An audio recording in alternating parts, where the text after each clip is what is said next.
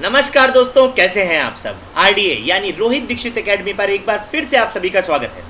और उत्तर प्रदेश पुलिस भर्ती परीक्षा का प्रैक्टिस सेशन ये 4 है। मैथ्स का प्रैक्टिस सेट 4 है और आपको बता दें कि यही प्रश्न आपको पेपर में मिलेंगे। तो ऐसे ही चलिए आइए अपने सफ़र को शुरू करते हैं। अभी तक आपने जो हमारे 3 वीडियो थे यानी 3 प्रैक्टिस सेट थे उनको आपने भरपूर प्रेम दिया और आपने लगाया भी, देखा भी। तो चलिए आगे की भी प्रक्रिया हम स्टार्ट करते हैं और देखते हैं क्या आप कर पा रहे हैं या हम कर पा रहे हैं। लेकिन आगे बढ़ने से पहले भाई चैनल को लाइक करिए, सब्सक्राइब करिए, शेयर करिए और लोगों तक पहुंचाने का भी प्रयास करिए। लेकिन ऐसा है ना, जब तक लोगों तक नहीं पहुंचेगा तब तक हमारा परिवार बड़ा नहीं होगा। और परिवार को बढ़ाना है भाई, बड़ा करना है परिवार किसका, आरडीए का। तो चलिए शुरू करते हैं आगे बिना किसी रोक टोक के और अपने टाइम को मतलब बिना बर्बाद किए हुए। चलिए शुरू करते हैं, देखते हैं पहला प्रश्न क्या है। आपकी स्क्रीन पे आ रहा है, बहुत बढ़िया प्रश्न। प्रश्न क्या है, पढ़िए। एक व्यक्ति अपनी आय का 66.66% खर्च करता है और वह प्रति माह 1200 रुपये बचाने में सक्षम है, तब उसका मासिक खर्च क्या होगा। समझिए, सबसे पहले इंक हम ले लेते हैं ब्लू, अब करते हैं, ठीक है। समझिए, देखिए ऐसा है, कह रहा है एक व्यक्ति अपनी आय का 66.66 खर्च करता है और प्रति माह 1200 रुपये बचाता है। ठीक, ऐसा है ना, देखो 66.66% पता है ये कैसे बना। ये बना है 33.33% प्लस 33.33%। 33.33% मतलब 1/3 और 33.33 मतलब 1/3 यानी 2/3। यही तो हुआ, ठीक। तो कोई दिक्कत नहीं। देखो ये तो मैं आपको सिर्फ बता रहा हूँ, आप समझिए। ऐसा है, अपनी आय का इतना खर्च कर देता है। ऐसा है ना कि 2/3 का मतलब ये जो टोटल वाला है ये टोटल उसकी आय है, टोटल उसकी इनकम है, टोटल उसकी इनकम है। और जो खर्च कर रहा है वो ये ऊपर है, हमेशा ऐसे ही होता है, ठीक। टोटल नीचे रहती है, खर्च ऊपर करते हैं। अच्छा, हमें पता चल गया 66.66% की फ्रैक्शन वैल्यू 2/3 होती है। कितनी होती है, 2/3, ठीक। तो यानी जो उसने खर्च किया है वो किया है कितना, उसने दो रेशियो और 66.66, ठीक। अब बचा कितना, 1 रेशियो। भाई 3 में से 2 खर्च कर दिया तो 1 बचा, तो 1 बचा है। और प्रति माह कितना बचा है भैया, 1200। तो 1 रेशियो की वैल्यू 1200। जब 1 बराबर 1200 तो कह रहा उसका मासिक खर्च बताइए। तो मासिक खर्च तो 2 रेशियो में है ना, तो 2 बराबर 2400। लो आंसर आ गया, 2 बराबर 2400। ओरली हो गया, ठीक। और अगर यही पूछता उसकी आय बताओ, तो उसकी आय 3 रेशियो में थी, तो 3 बराबर क्या हो जाता, 3600। बस आंसर आ जाता। समझ गए आप लोग। तो उम्मीद है आपको समझ में आया होगा। कमेंट जरूर करिएगा अगर कोई प्रॉब्लम हो, ठीक। अगला क्वेश्चन, एक संख्या का 65% उस संख्या के 4/5 से 21 कम है, तब वह संख्या बताइए। 65% of a number is 21 less than 4/5 of that number, then what is that number. Okay, एक संख्या का 65%, अच्छा संख्या का 65% तो 65 ही होगा।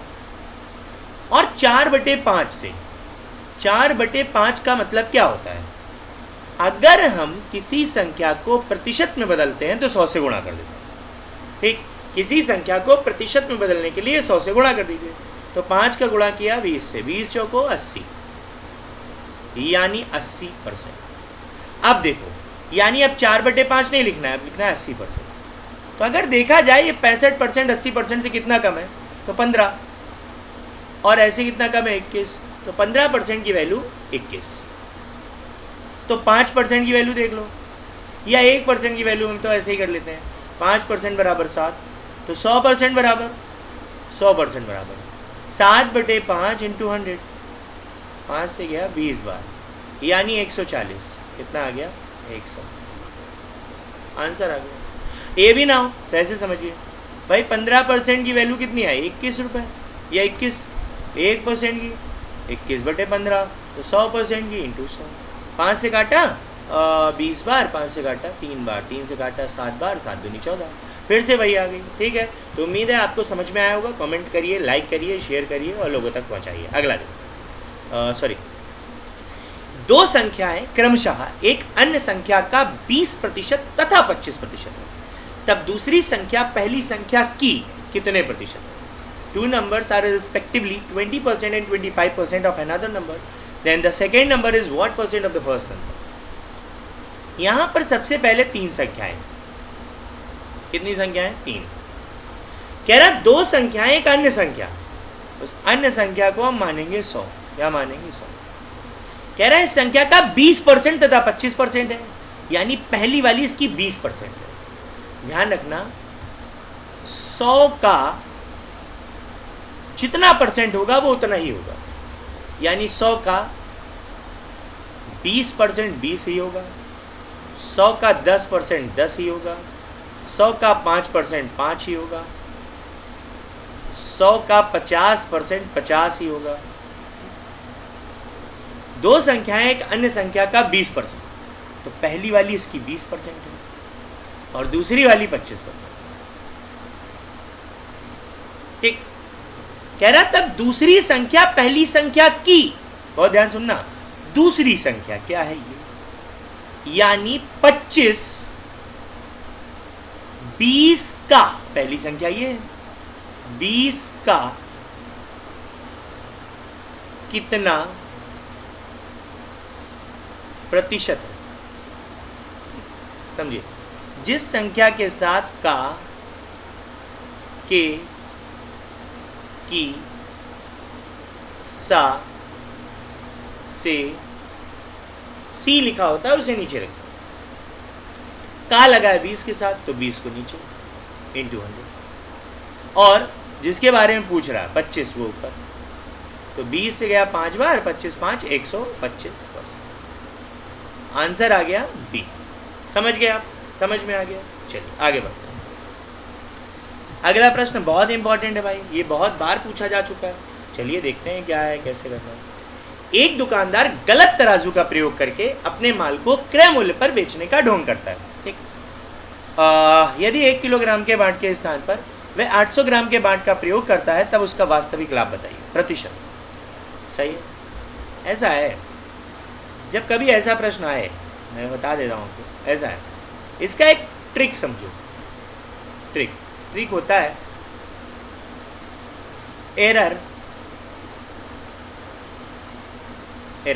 या मैं हिंदी में लिख देता हूँ। इसकी ट्रिक है कि गलती मतलब होती है त्रुटि इंटू 100 अपॉन गलत बांट, एरर बोलते हैं, अपॉन फॉल्स वेट इंटू 100। तो 1 किलोग्राम यानी 1000 ग्राम के बाट के स्थान पर वो यूज़ कर रहा है 800 ग्राम का, तो गलती कितनी कर रहा है? 200 ग्राम की। कितनी? 200 ग्राम इंटू 100, इंस्टेड ऑफ 800 ग्राम, 2 से गया 4 बार, यानी कितना आ गया? 25%। आंसर आ गया कि 25% का। समझ गए? तो उम्मीद है आपको सारे प्रश्न समझ में आ रहे हैं। ठीक है, 5वें प्रश्न की ओर चल रहे हैं। किसी धन का 10% वार्षिक ब्याज की दर पर 12 वर्षों में जो ब्याज प्राप्त होता है वह मूलधन से 1200 रुपये अधिक है ब्याज। तो कह रहा मूलधन बताइए। देखो समझो, जो मूलधन होता है ना, बहुत ध्यान समझना, कभी भी निकालना हो, मूलधन अपने आप में 100% होता है। कितना होता है? 100%। और भैया 100% की वैल्यू तभी निकलती है जब 1% की वैल्यू बताओ। ठीक, अब समझिए, साधारण ब्याज हमेशा समान रहता है। साधारण ब्याज हमेशा समान रहता है, हमेशा समान दर से। ठीक, तो प्रति वर्ष कितना है? 10%। ठीक, 10%। तो अगर समान रहता है तो 12 साल में कितना होगा? 120%। ये हो गया साधारण ब्याज, ठीक। और मूलधन कितना होता है? मूलधन होता है अपने आप में 100%। तो अब मूलधन से कितना कम है? ये अधिक है, 20% अधिक है। तो भैया परसेंट में 20% अधिक है और रुपयों में 1200। तो 20% की वैल्यू 1200। तो 1% की कैसे भाग दे देते हैं? कैसे? 0 से 0 खत्म, 2 छंग यानी 60। तो 100% की वैल्यू 6000। 6000 रुपये आंसर आ गया, ठीक। बढ़े आगे, अगला प्रश्न देखें। इतना समझ में आ गया आपको? चलिए अगला प्रश्न की ओर बढ़ रहे हैं, देखते हैं अगला प्रश्न। लेकिन आगे बढ़ने से पहले चैनल को लाइक सब्सक्राइब शेयर करिए। देखिए ऐसा है, लाइक ज़रूर करा करिए, कमेंट भी ज़रूर करिए। कमेंट इसलिए करिए ना ताकि हमें पता तो चले आपने क्या किया क्या नहीं, है ना? तो ज़रूर करिए। चलिए आगे बढ़ते हैं, अगला प्रश्न। एक मिश्रण लिखा है, मैंने मिश्रण लिखना था, मिश्रण, ठीक है। आप मिश्रण कर लीजिएगा, ठीक है। एक मिश्रण में चाशनी और पानी का अनुपात 3:1 है। देखो जरा, चाशनी और पानी का अनुपात 3:1 है। कह रहा है इस मिश्रण में चाशनी की प्रतिशतता बताइए, ठीक। देखिए जिसकी प्रतिशत निकालना होता है वो ऊपर लिखते हैं, तो चाशनी इंटू 100 करते हैं और नीचे कुल मात्रा लिखते हैं। क्या लिखते हैं? कुल मात्रा। तो चाशनी कितनी है? 3 इंटू 100 और कुल मात्रा क्या है? 4। 4 से काटा 25 बार, 25 दिया 75, 75% आ गया चाशनी की मात्रा, आंसर, ठीक। अगला ठीक है, राम किसी काम को 25 दिन में खत्म करता है, जबकि श्याम उसी काम को 20 दिन में खत्म करता है। दोनों 5 दिन तक साथ में काम करते हैं और राम काम छोड़कर चला जाता है, तो शेष काम को श्याम कितने दिन में खत्म करता है? ये पता है प्रश्न क्या है? ये प्रश्न टाइम एंड वर्क का है। किसका है? ये प्रश्न है टाइम एंड वर्क का। अब टाइम एंड वर्क का प्रश्न कैसे करना है, देखो हम बताते हैं सारी चीज़ें आपको। ऐसा है, ऐसे करना होता है कि राम किसी काम को 25 दिन में कर रहा है, 25 दिन, और श्याम उसी काम को कर रहा है 20 दिन में, ठीक। सबसे पहले हमें निकालना होता है एलसीएम। क्या निकालना है? एलसीएम। एलसीएम मतलब होता है टोटल वर्क यानी कुल काम, टोटल वर्क यानी कुल काम, ठीक। फिर हमें निकालना होता है एक दिन का काम, एक दिन का काम। कैसे? एलसीएम तो 25 और 20 का आएगा 100, ठीक। पूरा काम हो गया। अब सोचो कि आप खुद सोचो कि एक दिन में, सॉरी, ये 100 काम 25 दिन में कर रहा है ना, तो एक दिन में कितना काम करेगा? भाग देंगे तो आएगा 4, और इधर कितना आएगा? 5, ठीक हो गया। चलो पता चल गया हमको क्या? इनका एक दिन का काम भाग देकर। ना समझ में आया दोबारा देखिएगा। इससे इसको डिवाइड किया तो ये आया 4, और इससे इसको डिवाइड किया तो आ गया 5, ठीक। तो राम का एक दिन का काम 4 और श्याम का 5। कह रहा दोनों 5 दिन तक साथ में काम करते हैं, तो करा देते हैं। दोनों दो का 5 दिन का काम, 5 दिन का, ठीक। एक दिन में दोनों कितना काम करते हैं? देखो 5 और 4 9, 9, तो 5 दिन में कितना कर लें? 45 काम कर लेंगे। अब अच्छा राम चला गया, राम तो गया, तो जाहिर सी बात है शेष काम श्याम करेगा। कौन करेगा? श्याम। तो सबसे पहले देखो श्याम काम कितना बचा है? टोटल काम हमारे पास 100 था, ठीक। दोनों ने मिलकर 45 कर लिया, क्या बचा? 55, शेष काम 55, ठीक। अब श्याम एक दिन में कितना काम करता है? 5, क्योंकि राम तो गया। तो कितने दिन में ख़त्म करेगा? 11। श्याम कितने दिन में करेगा? 11। आंसर आ गया, ख़त्म। और ऑप्शन है हमारा बी। समझ गए आप लोग? इतना समझ में आ गया? ठीक, आगे बढ़ रहे हैं। नहीं समझ में आ रहा है तो एक बार और देखिएगा, रिवर्स करके। एक पिता और पुत्र की आयु का अनुपात 5:2 था। क्या था? एक पिता और पुत्र की आयु का अनुपात 5:2 था। ठीक, सॉरी, एक पिता और एक पुत्र की आयु का अनुपात 5:2 था। आज से 10 वर्ष के बाद उनकी आयु का अंतर 30 वर्ष होगा। तब पिता की वर्तमान उम्र बताइए। ठीक है, देखो ये थोड़ा सा अलग प्रश्न है। कैसे? कुछ मत देखो, ऐसे देखो कि दो लोगों की आयु का अंतर हमेशा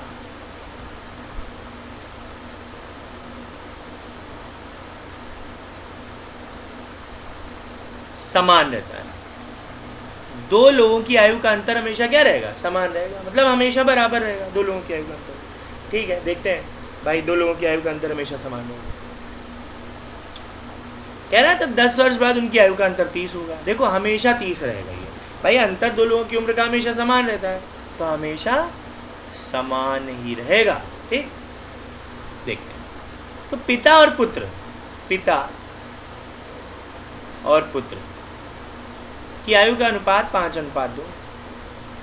रेशियो में कितने का अंतर है? 3 का। तो 3 बराबर 30 वर्ष, तो 1 बराबर 10 वर्ष। 1 बराबर 10। तो पिता की उम्र का अनुपात क्या है? 5 बराबर 50। पिता 50 वर्ष का है। आंसर आ गया, पता। ठीक, अगला देखो। प्रथम 45 प्राकृतिक विषम संख्याओं का योगफल बताइए। प्राकृतिक प्रथम विषम संख्याओं का योगफल।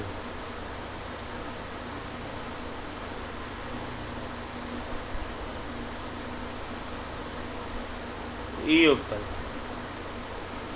होता है n²। क्या होता है? n²। तो यहाँ पर 45 है, तो 45 n मतलब होता है नंबर ऑफ टर्म्स जहाँ तक पूछा जाए।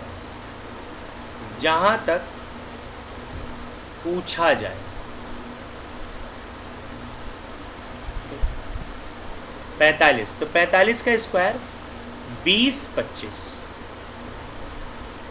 कैसे? देखो मैं बताता हूँ। उन संख्याओं का वर्ग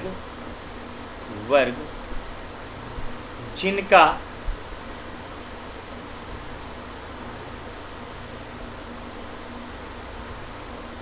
अंतिम अंक 5 है, जिनका अंतिम अंक 5 हो।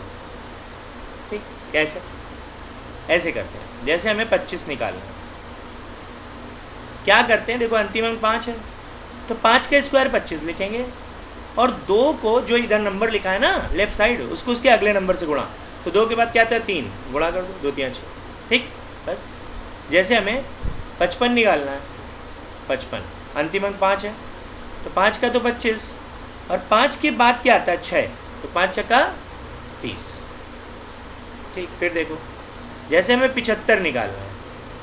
ठीक, तो 5 का तो 25, और 7 के बाद क्या आता है? 8, 7 8 केवल उनके लिए जिनका अंतिम अंक 5 होता है। केवल लगा है भाई, जिनका अंतिम अंक 5। ठीक है, जिनका अंतिम अंक 5 होता है उनके लिए।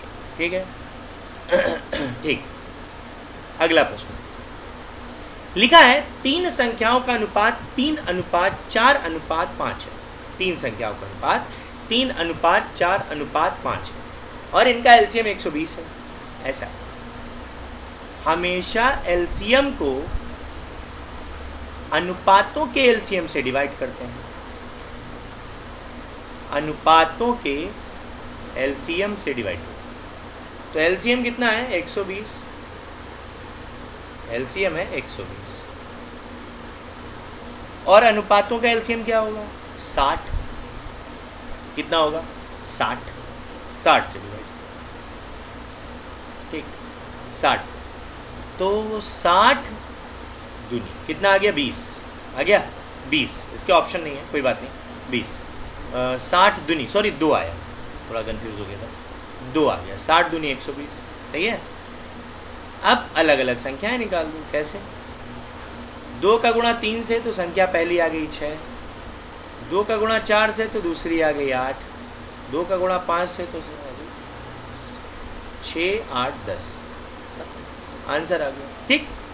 अब ये क्वेश्चन आपको है होमवर्क के लिए, कमेंट में इस प्रश्न का उत्तर दीजिएगा, ठीक, और बताइएगा ज़रूर, तभी पता चलेगा किसने किसने देखा है, ठीक। चलिए बस आज के लिए इतना रखते हैं, आपसे अगली क्लास में मुलाकात करते हैं, लेकिन पुरानी क्लासेस ज़रूर देखिए, जो पुरानी चीज़ें मैंने पढ़ाई हैं वो ज़रूर देखिए, शॉर्ट्स देखिए, डेली करंट अफेयर आ रहा है अभिषेक सर के द्वारा, तो ज़रूर देखिए, कोशिश कर रहे हैं कि आपको मंथली करंट अफेयर्स भी दिया जाए।